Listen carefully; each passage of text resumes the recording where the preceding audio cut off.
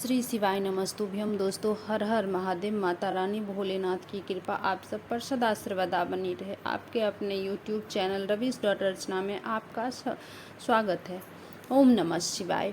प्रिय भक्तगण, आज हम त्र्यंबकेश्वर ज्योतिर्लिंग कथा का श्रवण करेंगे। त्र्यंबकेश्वर महादेव अपने आप में बड़े ही अनूठे और निराले हैं। यह एकमात्र ऐसा मंदिर है जहां ब्रह्मा विष्णु महेश तीनों एक साथ लिंग रूप में विराजमान हैं। इनके दर्शन मात्र से काल सर्प दोष मिट जाते हैं। इस ज्योतिर्लिंग की महिमा का गुणगान शिव पुराण के कोटि रुद्र संहिता के 24, 25 और 21वें अध्याय में मिलता है। यहाँ पर माँ गंगा दोबारा माँ गोदावरी के रूप में अवतार लिया था। अगर आप यह कहानी सुन रहे हैं तो पूरा सुनिएगा। इस कथा को आधा अधूरा छोड़कर जाने की गलती मत कीजिएगा, क्योंकि इस पवित्र कथा को पूरा सुनने से मनचाहा वर प्राप्त होता है। इसीलिए इस कथा को पूरा सुनें। आप शिव भक्त हैं तो भोलेनाथ का अनादर ना करें। हिंदू पौराणिक कथाओं के अनुसार यह माना जाता है कि भगवान शिव ने मानव जाति के पापों का नष्ट करने के लिए स्वयं त्र्यंबकेश्वर ज्योतिर्लिंग के रूप में प्रकट हुए थे। श्री सूत जी कहते हैं कि हर नर नारी अपने अथाह कष्टों से मुक्ति पाने के हेतु आप भगवान शिव शंकर भोलेनाथ रूपी त्र्यंबकेश्वर ज्योतिर्लिंग की महिमा को ध्यान से सुने। पापों से मुक्ति के लिए इससे सरल उपाय और कुछ भी नहीं है। जो मनुष्य महादेव की महिमा एवं कथा को भक्ति भाव पूर्वक मन में संदेह दिए बिना सुनता है, कहता है और विश्वास रखता है, तो महादेव उसके पापों को उसके मुक्ति दिलाते हैं। भोलेनाथ का स्मरण मात्र से सुख संपन्न हो जाता है। अथवा वश अवस्था है तो उन्हें सच्ची श्रद्धा से सुनने और पुकारने की। तो चलिए भक्तगण, हम श्री सूत जी की तो महाराज का अनुसरण करते हुए त्र्यंबकेश्वर महादेव की कथा का श्रवण करते हैं और अपने तन मन को पाप मुक्त और पवित्र करते हैं। प्रिय भक्तों, आपको यह जानकारी अवश्य होगी कि वो कौन सा पर्वत है जहाँ पर माँ गोदावरी का उद्गम स्थान माना जाता है। तो चलिए आगे बढ़ते हैं कथा की तरफ। शिव पुराण में जो कथा वर्णित है हम उसे आपको सुनाने जा रहे हैं। प्रिय सूत जी कहते हैं, हे ब्राह्मण, आप सभी को त्र्यंबकेश्वर ज्योतिर्लिंग की महिमा सुनाता हूँ। आप सभी भक्ति भाव से सुने। एक समय महासती अहिल्या के पति शशि गौतम शंभु पर्वत पर तपस्या कर रहे थे। उस समय वहाँ 100 वर्ष तक वर्षा नहीं हुई और दूसरा अकाल होने लगा। जानवर अन्न और जल के लिए तड़पने लगे और उनकी मृत्यु होने लगी। इससे गौतम ऋषि बहुत दुखी हुए, परेशान हो गए। इसीलिए उन्होंने वरुण देव की 6 महीने की तपस्या की। तो वरुण देव प्रसन्न हुए और उनसे वरदान मांगने को कहा। महर्षि गौतम ने कहा, जानवर अन्न और जल के बिना मर रहे हैं। हमारे क्षेत्र में सूखा अकाल पड़ गया है, इसीलिए आप हमें तृप्त करें और यहाँ पर वर्षा करें। वरुण देव कहने लगे, हे ऋषि, मैं देवताओं की आज्ञा के बिना वर्षा नहीं कर सकता, लेकिन तुम पृथ्वी में गड्ढा बना लो। यह सुनने के बाद गौतम ऋषि ने पृथ्वी पर एक गहरा गड्ढा खोद दिया। वरुण देव ने गड्ढे में पानी भर दिया और कहने लगे, हे ऋषि, मेरी महिमा इस जल से भरे गड्ढे को कभी सूखने नहीं देगा। यह कुंड कभी भी खाली नहीं रहेगा, अथाह जल से भरा रहेगा।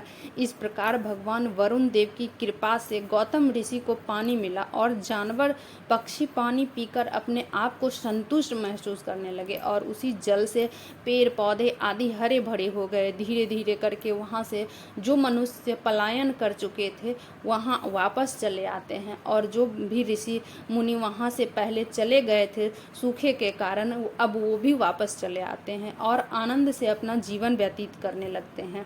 एक समय जब गौतम ऋषि के शिष्य जल कुंड में पानी लेने गए तो अन्य ऋषियों की पत्नियों ने शिष्यों को पानी लेने से रोक दिया और कहा पहले हम ये पानी लेंगे, फिर जब आपको पानी लेना होगा तब आप पानी ले लीजिएगा। तो शिष्यों ने अहिल्या जी को बुलाया और अहिल्या जी ने शिष्यों को पहले पानी लेने की व्यवस्था की और ऋषि पत्नियों को कहा, हे ऋषि पत्नी, जो व्यक्ति पहले इस जल कुंड पर आया है उसे ही सर्वप्रथम जल लेने का हक है। तो ऋषि की पत्नियां क्रोधित हो गई और उन्होंने अपनी पतियों को इस बात को ज़्यादा चढ़ा बढ़ाकर कह दिया। इसलिए फिर ऋषियों ने गौतम ऋषि से बदला लेने के लिए गणपति जी की पूजा की। तो गणपति जी पर प्रकट हुए और ऋषियों से आशीर्वाद मांगने के लिए कहा। तो ऋषियों ने कहा, हमें गौतम को अपमानित करने और उन्हें निकालने की शक्ति दो। ऋषियों की मांग सुनकर गणपति कहने लगे, ऋषियों, ऐसा साधुओं को से घृणा करना ठीक नहीं है। याद रहे, ऋषि ने आपके सुख शांति के लिए जल की व्यवस्था की है। लेकिन वे लोग हठ करने लगे तो गणपति कहने लगे, अभी अभी मान जाओ, नहीं तो परिणाम अच्छा नहीं होगा। पर वे ऋषि नहीं माने। अब हार मानकर गणेश जी को उन ऋषियों की बात माननी पड़ी और गणेश जी ने उस ऋषि की बात मानकर एक गाय का रूप धारण कर लिया। कुछ समय बीतने के बाद गौतम ऋषि उसी स्थान पर आए जहाँ एक दुबली पतली गाय एक ऋषि के रूप में बदल गए कर आए थे, मृत्यु के कगार पर थे। गाय ऋषि का रास्ता रोक लेती है। यह देखने के बाद गौतम ऋषि को उस पर बड़ा ही दया आ गया। उन्होंने कुछ चारा पानी की व्यवस्था की। जब वह गाय चारा पानी खाने ही वाली थी तभी अचानक वह जमीन पर गिरकर तड़प कर मर गई। तब उन दुष्ट मुनियों ने गौतम ऋषि पर गौ हत्या का आरोप लगाया और उनका अपमान किया। गौतम ऋषि पर गौ हत्या का आरोप लगते हुए उन्हें वहां से जाने के लिए कह दिया। इस पर महर्षि गौतम ने उनसे प्रायश्चित के लिए एक उपाय पूछा। ब्राह्मणों ने कहा महर्षि गौतम से कहा कि तुम 3 बार पृथ्वी की परिक्रमा करो, 1 महीने तक व्रत और ब्रह्मगिरि का 100 परिक्रमा करो तो तुम्हारी शुद्धि होगी। यदि यह ना कर सको तो गंगा जी को यहाँ से ले आओ और उनसे जल से स्नान करके 1 करोड़ पार्थिव शिवलिंग का पूजा करें। इसके बाद वापस गंगा में स्नान करके फिर 100 घड़े से पार्थिव शिवलिंग का जल से जलाभिषेक करो।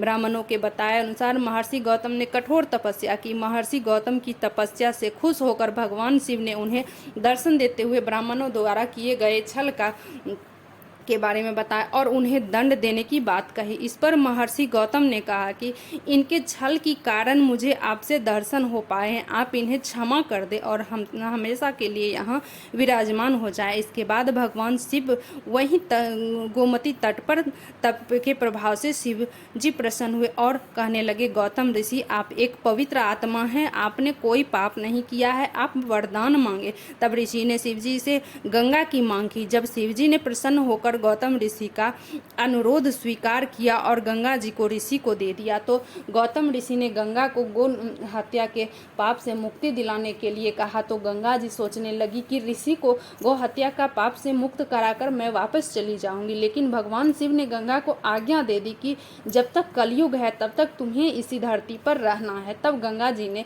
शिव जी से कहा, हे प्रभु, तो आपको भी यहाँ पर्वत के साथ निवास करना पड़ेगा। शिवजी ने गंगा की बात मानी और वहीं बस गए। उसी समय गंगा ने भगवान से पूछा, संसार के सभी प्राणी मेरी महानता कैसे जानेंगे। उसी समय ऋषि बोले कि जिस समय बृहस्पति से राशि में प्रवेश करेंगे और वहीं रहेगा, उसी समय आपके जल में स्नान करने से भगवान भोलेनाथ के दर्शन करेंगे तो उनके पाप नष्ट हो जाएंगे। यह सुनकर गंगा वहीं गोमती के नाम से वहीं बस गई और शिवलिंग त्र्यंबकेश्वर ज्योतिर्लिंग के रूप से प्रसिद्ध हो गए। यहाँ गंगा नदी में पहले ऋषि गौतम ने इस स्नान संध्या विधि की थी, इसलिए इसे गंगा जी गंगा द्वार कहा जाता है। फिर इसे दूसरे ऋषि इसमें स्नान करने आए, तब माँ गंगा वहाँ से अदृश्य हो गई। गौतम ऋषि ने माँ गंगा जी से प्रार्थना की, आप द्रव्यमान हो और रश्मियों को स्नान करने दे। तब ऋषियों को स्नान करने तब माँ गंगा ने कहा कि हे गौतम ऋषि, यदि यह दुष्ट ऋषि माता पार्वती के 100 परिक्रमा करे तो मैं उन ऋषियों को दर्शन दूंगी। तब वे ऋषियों को पछतावा हुआ, अपनी भूल कबूल की तथा माँ गंगा ने उन्हें दर्शन दिया। शिव जी यहाँ क्रम त्र्यंबकेश्वर ज्योतिर्लिंग के रूप से ब्रह्मा विष्णु महेश लिंग के रूप में वास करने को तैयार हो गए तथा अपने वचनों अनुसार गंगा नदी गौतमी के रूप में वहाँ बहने लगी। गौतमी नदी का नाम गोदावरी भी है। दक्षिण दिशा की गंगा कहे जाने वाली नदी गोदावरी का यही उद्गम स्थान है। त्र्यंबकेश्वर ज्योतिर्लिंग के पास 3 पर्वत स्थित है जिन्हें हम ब्रह्मागिरी, नीलगिरी, गंगाद्वार के नाम से जाना जाता है। इसी ब्रह्मागिरी पर्वत पर गोदावरी नदी का उद्गम स्थल है। प्रिय भक्त, बाकी सभी ज्योतिर्लिंगों से इसलिए इसे ज्योतिर्लिंग को सबसे विशेष दर्जा दिया गया है। बाकी सभी ज्योतिर्लिंग में से ये ज्योतिर्लिंग इसलिए विशेष माना जाता है क्योंकि केवल यही एक ज्योतिर्लिंग है जिससे भगवान शिव के अलावा ब्रह्मा विष्णु महेश तीनों का वास है। त्र्यंबकेश्वर मंदिर और गांव ब्रह्मागिरी नामक पहाड़ी की तलहटी से में स्थित है। इस गिरी को शिव का साक्षात रूप माना गया। इस मंदिर का निर्माण काले पत्थरों से हुआ है। इस मंदिर का सत्यापन शैली भी अत्यंत सुंदर है, अद्भुत है। यह मंदिर गोदावरी नदी के किनारे स्थित है। त्र्यंबकेश्वर ज्योतिर्लिंग की एक विशेषता यह भी है कि यह आकार में काफ़ी छोटा है, जिसकी वजह से दर्शन के लिए केवल उन्हीं शिवलिंग के ऊपर एक शीशा लगा हुआ है, जिससे भगवान के दर्शन करने हेतु मंदिर के समीप एक कुंड बना हुआ है। और लोगों का मानना है कि इस कुंड में स्नान करने के बाद अगर कोई शिवलिंग के दर्शन करे तो उनकी सभी मनोकामनाएं पूर्ण होती है। यहाँ का एक प्रमुख नियम यह भी है, गर्भगृह में प्रवेश करने के लिए पुरुषों के ऊपर किसी प्रकार का वस्त्र पहनने का मनाही है। इसके अलावा उन्हें किसी भी प्रकार के चमड़े का वस्तु को अंदर ले जाना भी वर्जित है। प्रिय भक्त, त्रिनेत्र वाले शिव शंभु के यहाँ विराजमान होने के कारण इस जगह को त्र्यंबकेश्वर 3 नेत्रों वाला कहा जाता है। उज्जैन और ओमकारेश्वर की तरह त्र्यंबकेश्वर महाराज को इस गांव का राजा माना जाता है। इसीलिए हर सोमवार को त्र्यंबकेश्वर के राजा अपनी प्रजा का हाल जानने के लिए नगर भ्रमण के लिए निकलते हैं। आपको बता दें कि सावन का महीना पूरी तरह से देवों के देव यानी कि महादेव को समर्पित है और इस दौरान जो भक्त पूरी श्रद्धा भाव से पूजा अर्चना एवं जलाभिषेक करते हैं तो उनकी हर एक मनोकामना पूर्ति होती है तथा पापों से मुक्त होते हैं, मुक्ति मिलती है। अगर इस कथा में